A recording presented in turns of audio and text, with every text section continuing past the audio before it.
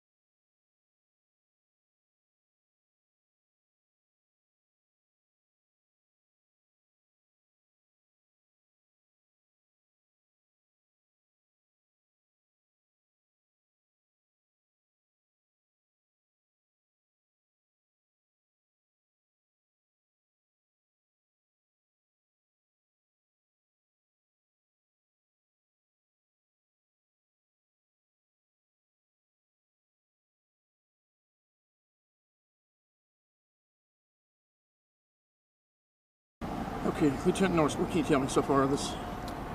Well, about 3 o'clock this morning, a customer drove up to the drive-through window of the McDonald's at 242 and Interstate 45. When that customer drove up to the window, one of the employees on the inside indicated to her that there was a robbery that was going on, and that there were possibly 2 robbers inside, at least with a handgun. Of course, that customer drove off and called 911. What we know at this time is that we believe that there are 2 robbers inside the store with 2 employees of the McDonald's in the shell. Our SWAT team, our crisis negotiation team, and our investigators are on scene working to resolve this. As more information becomes available, I will make myself available to the media, of course, to update them and to bring them up to speed on as much information as we can release. What about traffic situation right now in this area? I know we've got 2 roads closed. Interstate 45 is remaining open. Of course, State Highway 242. Tell me about the traffic. Yeah, Interstate 45 at this point is going to remain open. The northbound service road and State Highway 242 are blocked and completely. Of course, this will probably be for the duration of this incident until it can be resolved. Any injuries that you know of yet? No injuries that I'm aware of. Again, our negotiators, SWAT team, and investigators are on scene, of course, with our patrol, and they're working very hard to resolve this as quickly as possible. Been a while since you had a SWAT call out on something like this. Well, fortunately, we've not had a lot of these, but we do have very well-trained personnel that know how to handle these, and again, they're working diligently to resolve this as quickly as possible.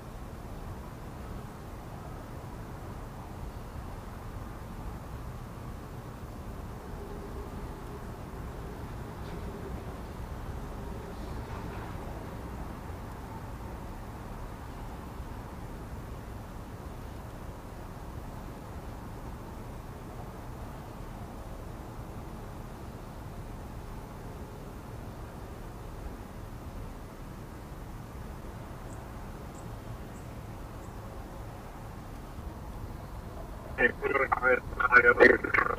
be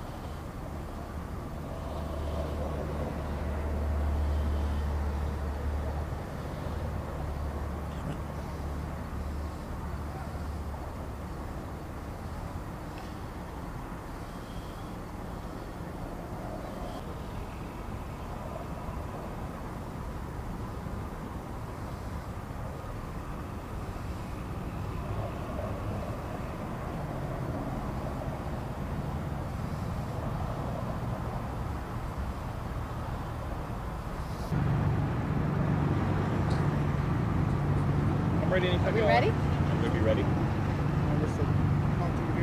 Check, check, 1, 2, 3, 1, 2, 3, 4, 5, 6, 7. Can we get you to say it? All right, everybody ready? Yes, sir. Lieutenant Dan Norris, Norris, Montgomery County Sheriff's Office. As most of you know, around 3 o'clock this morning at the McDonald's and the Shell at 242 and I-45 here in Montgomery County, there was a robbery that occurred. Here's what I know at this time, is that about 3 o'clock this morning, at least 2 armed gunmen came through the drive-through window into the restaurant. At that time, at least one of the employees exited the restaurant and a customer was in the drive-through. Without going through and looking at exactly what calls came in, we believe that customer called 911 to begin with to have officers respond. Conroe Police Department and Oak Ridge Police Department were the first on the scene. They were very close to the restaurant. What we believed at that time was there were at least 2 employees of the store still on the inside and possibly 2 armed gunmen that were on the inside. Of course, other patrol units responded to the scene and began the process of containing that store. What we know now, of course, that SWAT and the crisis negotiators have been on scene. They worked all morning to try to initiate some kind of contact with anyone inside the store.